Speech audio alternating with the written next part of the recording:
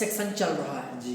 भारत के राष्ट्रपति भारतीय राज्य व्यवस्था में। जी। ठीक, भारतीय राज्य व्यवस्था में भारत का राष्ट्रपति का जो सेक्शन है उसमें हमने आपको शुरुआत में बताया कि भारत का राष्ट्रपति देश का प्रथम नागरिक होता है, देश का सबसे बड़ा संवैधानिक मुखिया होता है, सर्वोच्च न्यायालय संसद का भारतीय संविधान का अभिभावक है, जबकि राष्ट्रपति से ही संसद क्या होती है, पूर्ण हो जाती है। लोकसभा, राज्यसभा, राष्ट्रपति, बिना राष्ट्रपति के संसद निर्मित नहीं हो सकता है। राष्ट्रपति का अपना एक निर्वाचक मंडल होता है, राष्ट्रपति का एक अपना निर्वाचक मंडल होता है। भारत के राष्ट्रपति का जो निर्वाचक मंडल होता है उसमें लोकसभा, राज्यसभा और सभी राज्यों की विधानसभाओं के निर्वाचित सदस्य भाग लेते हैं, अपना मत देते हैं। राष्ट्रपति जी का निर्वाचन जब भी होता है एकल संक्रमणीय मत पद्धति के अनुसार होता है, यह गुप्त होता है। एक गुप्त मतदान द्वारा भारतीय राष्ट्रपति जी का निर्वाचन होता है। एक राष्ट्रपति एक से अधिक बार भी राष्ट्रपति बन सकता है। भारत में एक राष्ट्रपति एक से अधिक बार भी राष्ट्रपति बन सकता है, बशर्ते वह भारत का नागरिक हो और लोकसभा का सदस्य बनने की योग्यता रखता हो। वेरी वेरी इंपॉर्टेंट, मानसिक रूप से असंतुलित न हो, दिवालिया न हो, किसी छोटे बड़े अपराध में दंडित न हुआ हो, यानी 2 माह से अधिक का अपराध का सजा उसे न हुआ हो। खैर, अब तो नियम काफी अच्छे हो गए हैं। भारत का राष्ट्रपति जो भी सत्ताधारी या फिर विपक्षी पार्टी का एक उम्मीदवार के रूप में आता है सामने, वो साफ सुथरा छवि का होता है, चाहे वो डॉक्टर प्रणब मुखर्जी साहब हों जिनका हाल ही में देहांत हुआ और उनको भारत रत्न भी दिया गया, और चाहे वर्तमान में आपके महामहिम श्री रामनाथ कोविंद जी। नो डाउट भारत का राष्ट्रपति एक निर्वाचक मंडल द्वारा निर्वाचित होता है। याद रखिएगा, उसमें लोकसभा के सिर्फ और सिर्फ निर्वाचित सदस्य ही भाग ले सकते हैं। इसी प्रकार राज्यसभा के सिर्फ और सिर्फ निर्वाचित सदस्य ही भाग ले सकते हैं, ये नियम है। अनुच्छेद 52 में इस बात का स्पष्ट प्रावधान है कि भारत का एक राष्ट्रपति होगा।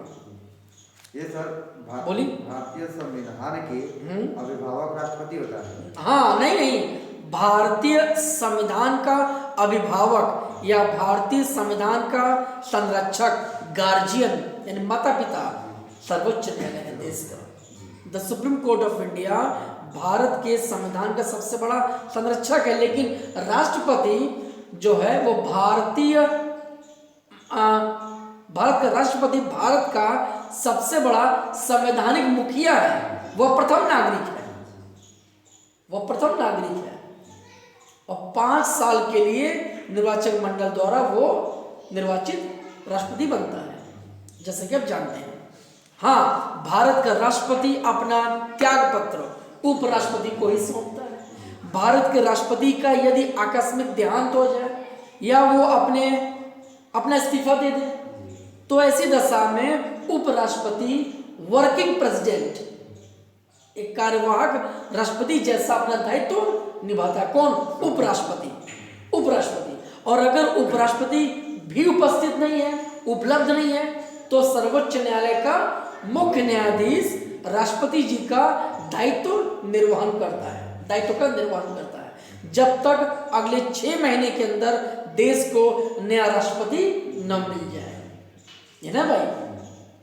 और राष्ट्रपति जी यानी देश का राष्ट्रपति अगर मानसिक रूप से अस्वस्थ हो जाए, संतुलन अपना खो बैठे, दिवालिया हो जाए या अपने संवैधानिक दायित्वों का निर्वहन करने में असफल हो जाए, तब उस पर महाभियोग लगेगा।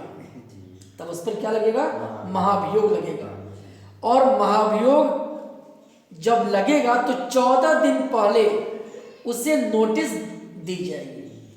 14 दिन पहले उसे लिखित नोटिस दी जाएगी, चाहे जिस सदन से दिया जाए। 14 दिन पहले मतलब भाई, जैसे हम देश के राष्ट्रपति हैं, लोकसभा में मेरे खिलाफ महाभियोग का प्रस्ताव आने वाला है, तो हमें 14 दिन पहले सूचित किया जाएगा। देखिए उसमें भी एक शर्त है, 1/4 आपने बताया था ना भाई, 1/4 है ना, कि लोकसभा में जितने भी सदस्य हैं उनका 1/4 सदस्यों के लिखित और हस्ताक्षरित एक लेटर द्वारा हमें सूचित किया जाएगा कि हम पर महाभियोग लगाया जा रहा है, क्या आपके पास इन सवालों का जवाब है, एंड सो ऑन, जो भी बाकी फॉर्मेलिटीज हैं। तो देश का राष्ट्रपति जब भी महाभियोग वाले दायरे में आता है तो उसे 14 दिन पहले लिखित सूचना देनी पड़ती है। सदन के समस्त सदस्यों के 1/4 सदस्यों के हस्ताक्षर द्वारा नोटिस दी जाती है, ठीक। और 5 लाख रुपया महीना उसका सैलरी है, नो डाउट। बाकी राष्ट्रपति भवन उनको मिलता है इस्तेमाल करने के लिए, विदेशियों का स्वागत करने के लिए। जो विदेशी राष्ट्राध्यक्ष या प्रधानाध्यक्ष आते हैं भारत, वो राष्ट्रपति भवन में ही रहते हैं। हैदराबाद हाउस में कि प्रधानमंत्री से उनकी मुलाकात होती है जो विदेशी आते हैं। खैर, मैंने एक बात आपको और बताया था कि भारत सरकार अपने समस्त संवैधानिक जो कार्य हैं या प्रोजेक्ट्स हैं वो राष्ट्रपति जी के नाम से ही आगे बढ़ाते हैं या करते हैं। राष्ट्रपति के नाम से ही भारत सरकार अपने समस्त कार्य संपादित करती है, मैंने बताया था ना आपको। और अगर संसद का सत्र नहीं चल रहा है तो अनुच्छेद 1, 2, 3, 123 के अंतर्गत संघीय सरकार अध्यादेश ला सकती है और राष्ट्रपति जी को उस पर साइन करना ही होता है। हमने बताया ना, वित्त विधेयक को छोड़ दिया जाए तो समस्त विधेयकों पर राष्ट्रपति जी को अपनी मंजूरी देना अनिवार्य है।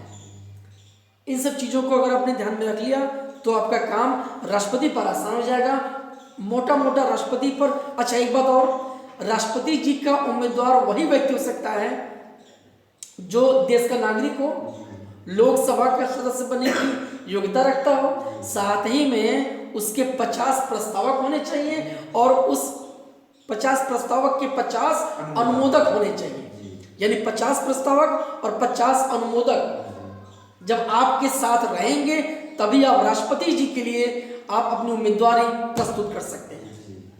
और ये 15,000 रुपए जमानती राशि राष्ट्रपति जी की उम्मीदवारी के लिए आवश्यक है, ये आपको जमा करना पड़ेगा। हैदराबाद हाउस दिल्ली में है। हैदराबाद हाउस आपका दिल्ली में है, जहां पर विदेशी राष्ट्राध्यक्षों से या प्रधानाध्यक्षों से देश का प्रधानमंत्री वार्तालाप करता है। और रानिक व्यवस्था है, रानिक व्यवस्था तो उनकी राष्ट्रपति भवन में होती है, ठीक। मुगल गार्डन राष्ट्रपति भवन में है, ठीक। तो राष्ट्रपति से संबंधित मोटे मोटे जो भी जानकारियां हो सकती थी वो मैंने आपको देने का प्रयास किया। चलिए अब बताइए, भारत का राष्ट्रपति अपना त्याग पत्र, रेजिग्नेशन, इस्तीफा किसको देगा, किसको संबोधित करते हुए देगा? उपराष्ट्रपति को। फिर बताइए कि भारत के राष्ट्रपति को शपथ ग्रहण कौन दिलाता है? सर्वोच्च न्यायालय का मुख्य न्यायाधीश। सर्वोच्च न्यायालय के मुख्य न्यायाधीश भारतीय राष्ट्रपति को शपथ ग्रहण दिलाते हैं। Very good. और आप इस बात को जानते हैं कि भारतीय राष्ट्रपति जी का निर्वाचन अप्रत्यक्ष निर्वाचक मंडल द्वारा होता है, जिसमें लोकसभा, राज्यसभा और संबंधित राज्यों के विधानसभाओं के निर्वाचित सिर्फ और सिर्फ निर्वाचित सदस्य ही भाग लेते हैं।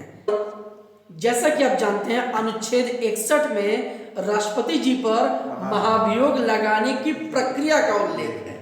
वेरी वेरी इंपॉर्टेंट, 61 महाभियोग लगाने की प्रक्रिया का उल्लेख है। और हाँ, राष्ट्रपति पर महाभियोग सिर्फ और सिर्फ संसद द्वारा ही लगाया जा सकता है, या तो लोकसभा से उनको नोटिस मिले या राज्यसभा से उनको नोटिस मिले। जिस भी सदन से महाभियोग की प्रक्रिया शुरू होगी उस सदन के समस्त सदस्यों की संख्या के 1/4 सदस्य अपने हस्ताक्षर से राष्ट्रपति जी को नोटिस भेजेंगे, ठीक। एक सवाल आता है कि क्या एक अनपढ़ व्यक्ति भी देश का राष्ट्रपति वर्तमान समय में बन सकता है? I mean, उसको बनाया जा सकता है? बिल्कुल। संविधान में ऐसा कहीं कोई प्रावधान नहीं है कि भारत का राष्ट्रपति अच्छा खासा पढ़ा लिखा हो या पढ़ा लिखा हो, चाहे वो 10 तक पास हो, 5 तक पास हो, टॉपर, ऐसा कोई बाध्यता नहीं है। भारत का राष्ट्रपति एक अनपढ़ व्यक्ति भी बन सकता है, बशर्ते लोकसभा से उसके 50 प्रस्तावक और 50 अनुमोदक होने चाहिए। साथ ही जो निर्वाचक मंडल है उसमें उसे बहुमत हासिल हो इलेक्शन में। अच्छा, तो कोई भी वो विधायक अपना हस्ताक्षर करेगा, अंगूठा लगाएगा तो वो भी मान्य होगा। क्या चीज? इससे कोई पैदल पुराना नहीं है, वो अंगूठा लगाता है। बिल्कुल उसका वैल्यू है। राष्ट्रपति जी पर महाभियोग की प्रक्रिया कोई भी सदन शुरू कर सकता है, लेकिन जब एक सदन से पास हो जाएगा तो अगला सदन उसकी जांच करेगा, ठीक है। या फिर एक सदन से ऐसा प्रस्ताव कि ना आप पर महाभियोग लगाया जाता है, अब मानसिक रूप से दिवालिया है या क्या है, आपको हटाया जा रहा है, तो अगर ये पास हो गया तो अगला सदन इसकी जांच करेगा कि क्या जो आरोप लगे हैं वो सच है या नहीं सच है, झूठ तो नहीं है।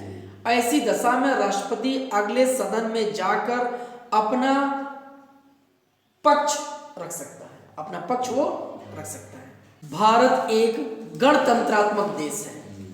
इसका अर्थ है कि भारत का राष्ट्राध्यक्ष वंशानुगत नहीं होगा, कोई राजा महाराजा या आगे उसका लड़का या खानदान के लोग नहीं होंगे। भारत का एक राष्ट्रपति होगा जो अप्रत्यक्ष रूप से एक निर्वाचक मंडल द्वारा चुना जाएगा। भारत का अपना एक राष्ट्रपति होगा जो अप्रत्यक्ष रूप से एक निर्वाचक मंडल द्वारा चुना जाएगा और सिर्फ वो सिर्फ 5 साल के लिए ही अपने पोस्ट पर रह सकता है। लिख ले सर। बिल्कुल लिख लीजिए। क्या आप जो सुन लीजिए, भारत का राष्ट्रपति उपराष्ट्रपति जी को निर्वाचित नहीं करता। भारत का उपराष्ट्रपति संसद के दोनों सदनों के सभी सदस्यों द्वारा निर्वाचित होता है। यानी उपराष्ट्रपति का जो निर्वाचक मंडल होता है उसमें लोकसभा और राज्यसभा दोनों सदनों के सभी निर्वाचित और मनोनीत सदस्य मिलकर उपराष्ट्रपति का चुनाव करते हैं। डॉक्टर एस राधाकृष्णन को, जो देश के दूसरे राष्ट्रपति थे, उन्हें दार्शनिक राजा की उपाधि भी दी गई थी। उन्हें दार्शनिक राजा की उपाधि भी दी गई थी। दार्शनिक राजा आप कह सकता है। एक सवाल बहुत इंपॉर्टेंट है ये कि डॉक्टर जाकिर हुसैन राष्ट्रपति बनने से पहले बिहार के राज्यपाल थे। इसके बाद वह उपराष्ट्रपति बने और राष्ट्रपति रहते ही इनकी मृत्यु हो गई थी। डॉक्टर वीवी गिरी 2 बार अखिल भारतीय ट्रेड यूनियन कांग्रेस के अध्यक्ष भी बने थे। डॉक्टर वीवी गिरी देश के एकमात्र ऐसे राष्ट्रपति हैं जो भ्रष्टाचार के एक आरोप में सर्वोच्च न्यायालय में उपस्थित हुए थे और उस समय सर्वोच्च न्यायालय के मुख्य न्यायाधीश SM सीकरी थे।